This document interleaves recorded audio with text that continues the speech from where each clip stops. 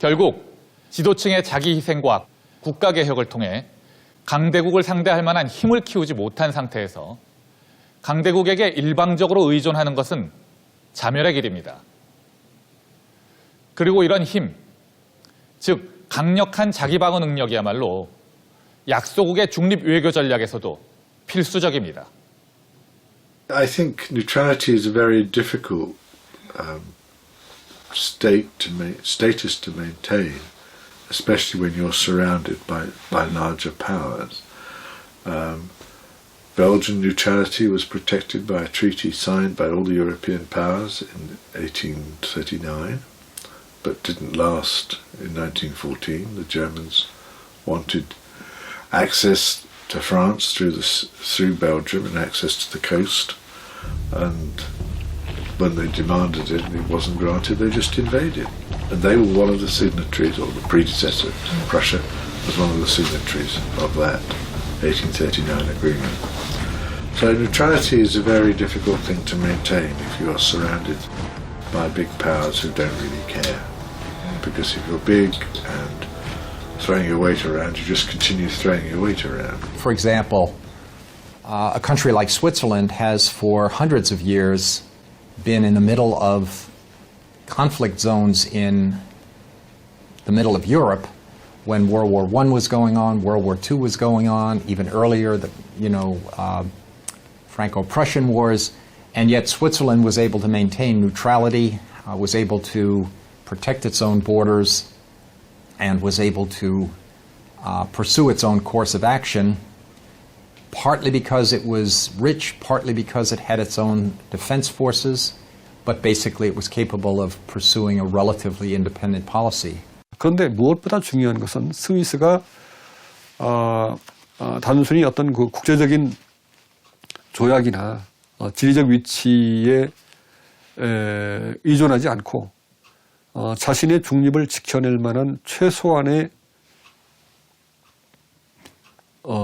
자기방어 수단을 갖추기 위해서 꾸준히 일관성 있게 노력했고 또 중립을 지켜낸다고 하는 그런 외교적인 대원칙을 위해서 사회적인 합의가 굳건했다는 거죠. 그래서 스위스는 예를 들어서 1차 세계대전이 시작할 무렵에도 22만 명의 군대가 국경을 지키고 있었습니다. 또 히틀러의 그 나치스 정권이 등장한 1933년부터 스위스는 자국의 국경 방어에 투자하기 시작했습니다. 그리고 2차 대전 중에는 그 나치스의 공군뿐 아니라 영국과 미국의 그 전투기들도 스위스의 영공을 통과하지 못하도록 하는 그런 어떤 일관성 있는 그 중립 정책을 지켰고 그것을 관철해낼 수 있는 최소한의 군사적인 방어력을 갖추고 있었기 때문에 중립이 유효했다고 말할 수가 있겠죠. 외교 관계에서 중립이란 약소국이 그저 원한다고 해서 얻을 수 있는 것이 아닙니다. 특히 주변 강대국들이 서로 다른 이해관계를 가지고 갈등하고 있을 때는 더욱 그렇습니다. 하지만 스위스처럼 강력한 자기방어 능력을 가지게 되면 외교적 자율성은 커집니다. 거란 전쟁 때의 고려 역시 마찬가지였습니다. 고려는 3차례에 걸친 거란의 침입을 무력으로 물리친 이후 거란과 평화적인 외교관계를 맺었습니다. 그리고 이런 군사적인 힘이 뒷받침되었기에 고려는 외교적 자율성도 누릴 수 있었습니다.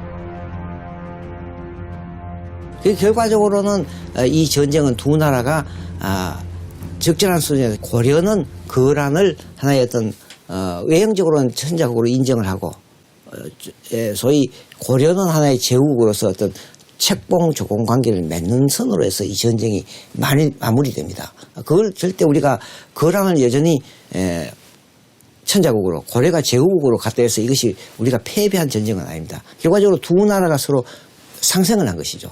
지금 스위스처럼 고려는 그런 강동진의 전략적 요청도 얻었고 계속 전투력을 보완하고 있었던 겁니다. 그래서 거란을 이길 수 있었기 때문에 그 다음에 중립을 할 수 있는 거죠. 송나라하고도 교류하고 그 당시에 4대 질서 속에서는 있을 수 약소국이 그래 할 수가 없는 겁니다. 태양이 하나여야 되는데 양다리 걸치고 한다? 그건 그 당시에는 4대 교린 체제를 잘 아시지 않습니까? 그래서 거란이 손을 보려고 약속한 거를 우리가 고려가 파괴했기 때문에. 근데 이거를 무력으로 방어를 한 겁니다. 해냈기 때문에 된 거죠. 그러니까 지금 G2단 우리가 우선 우리의 그런 능력을 안보력을 포함한 경제력 이거를 갖고 있을 때 중립도 필요한 것이고 중립을 지킬 수도 있고 내지는 양쪽 사이에서 생존과 번영이라고 하는 국가 목표를 지킬 수 있는 거죠. 반면에 병자호란 당시의 조선은 자기 방어 능력이 없었기 때문에 중립을 유지하기가 어려웠습니다. 그리고 당시 조선의 문제는 자기 방어 능력이 부족했던 것뿐만이 아니었습니다. 그때 후금에 이확과 나덕헌이라는 외교관이 파견되어 있었는데 마침 그때 청태종이 황제 즉위식을 하게 됩니다. 그때 그 두 사람이 황제 즉위식에 참여해서 절을 하라고 하는 요구를 물리치고 저항하다가 죽음 일보 직전까지 갔었지요.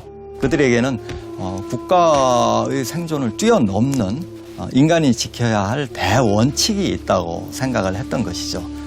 그런 입장에서 명나라를 섬기는 것은 이 세계 질서에서 포기할 수 없는 문제라고 봤던 것입니다. 그래서 심지어는 세상에 망하지 않는 나라가 있느냐 하는 말까지도 했죠. 오늘날 우리 관념으로는 도저히 인정할 수 없는 주장이지만 그때는 생각이 달랐던 것입니다. 근데 제가 오늘날 입장에서 놓고 보면 당시 사람들의 세계관 자체가 그런 상황에서 그 세계관을 지키려고 그렇게 했던 것 자체를 뭐 긍정적이다 부정적으로 평가할 수는 없겠지만 이제 문제는 제가 아쉬운 거는 그 지경에 이를 때까지 조선이 어떤 일정한 형태의 어떤 흐름이나 이런 거를 보이지 못하고 이제 그때그때 상황에 따라서 임기응변 내지는 이 미봉책으로 청하고 관계를 끌고 가다가 결국은 이 칭제 건원과 이 선택의 기로라고 하는 이 최악의 순간으로 몰렸다라고 하는 점, 그걸 좀 우리가 깊이 반추해야 될 필요가 있지 않을까 이렇게 생각을 합니다. 독립적인 국가로서 그리고 독립적인 사회로서 우리의 생존을 위협하면서 침략 전쟁을 먼저 벌이는 세력이 있다면 물론 우리는 거기에 다른 강대국과 연합해서 거기에 저항해야 되겠죠. 그러나 두 나라의 두 강대국이 우리의 독립성을 직접적으로 위협하지 않는 상황에서 둘이 충돌할 때 우리가 거기에 끼어서는 안 됩니다.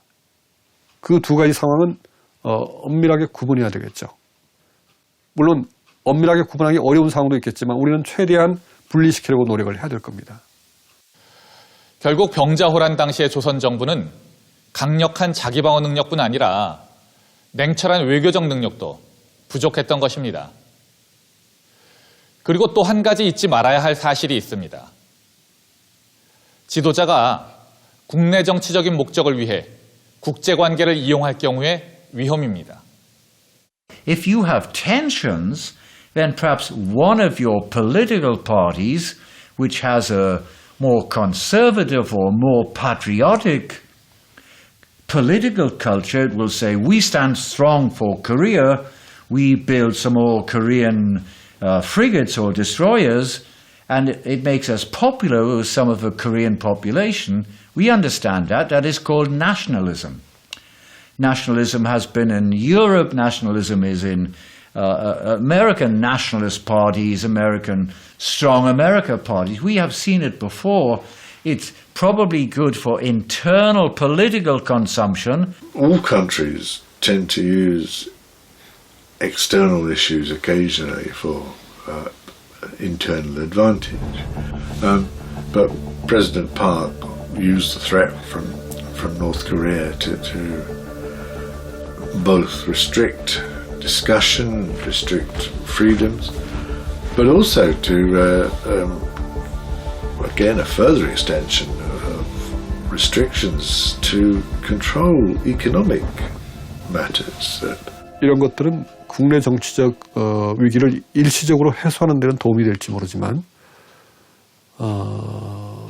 그 나라의 결과적으로는 그 나라의 존망을 위협할 수도 있죠. 실제로 19세기 고종의 경우에 19세기 조선의 경우에 그런 결과가 되고 말았죠. 지금까지 우리는 지난 5,000년간의 사례를 통해 한반도의 지정학적 위기를 돌파할 교훈들을 얻을 수 있었습니다. 그럼 이제부터 21세기의 한반도에 대해 이야기해 보겠습니다. 지금 현재 우리를 둘러싸고 있는 유동적인 국제 질서의 배경을 이루고 있는 것은 미국의 힘이 후퇴하고 중국의 힘이 떠오르고 있다는 사실입니다. 혹자들은 이를 가리켜 패권 교책이라고 부르기도 합니다. 그렇다면 패권 교책이란 과연 무엇일까요? 그리고 패권 교체기의 주요한 특징들은 과연 어떤 것이 있을까요? I mean, the idea of a hegemonic transition period traces back to what is often called the Thucydides trap, in which the Thucydides, in writing about the war between Athens and Sparta, talked about the fact that as Athens was rising in power and influence, Sparta felt fear that its prior position of superiority would be challenged, and so Athens and Sparta, in his view, were destined to go to war. And it's a term that's been used to establish the basis for war and conflict in many other situations, with the rise of the Spanish, then challenged by the Dutch, the rise of the British challenging the Spanish, and of course many talked about the rise of Germany as challenging the power of Britain or challenging the power of the United States during World War I and then World War II, and also the challenges to U.S. hegemony in the 1930s and 1940s. And the basic idea behind this is that a country that has been in a position of superiority finds itself challenged by a country whose power and influence seems to be on the rise. 미국은 트럼프 현상으로 자국 중심주의 그리고 보호무역주의로 기울어지는 현상을 보이면서 세계적인 리더로서의 정치적인 의지와 능력에 여러 가지 의문을 불러일으키고 있는 상황입니다.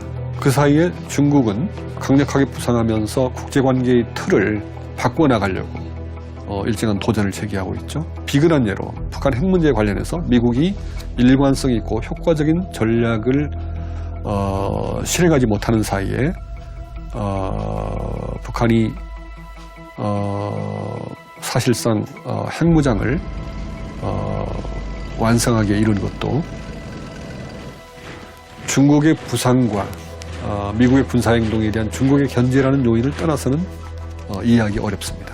이것이 궁극적으로 패권이 미국에서 중국으로 넘어가는 그러한 의미에서의 패권 교책이라고 말할 수 있을지는 지금은 불투명합니다. 궁극적으로 중국의 패권을 확립하는 팍스 시니카가 성립할 수도 있겠지만 중국이 내적인 한계, 경제적인 한계 또는 정치체제의 보편성 결여와 같은 그런 내적인 한계로 인해서 중국의 도전이 좌절될 수도 있고 지리멸렬해질 수도 있겠죠. 그래서 저는 지금 현재의 국면을 패권 교책이라기보다는 패권적 긴장의 시기라고 부르는 것이 더 적합하다는 생각을 해봅니다.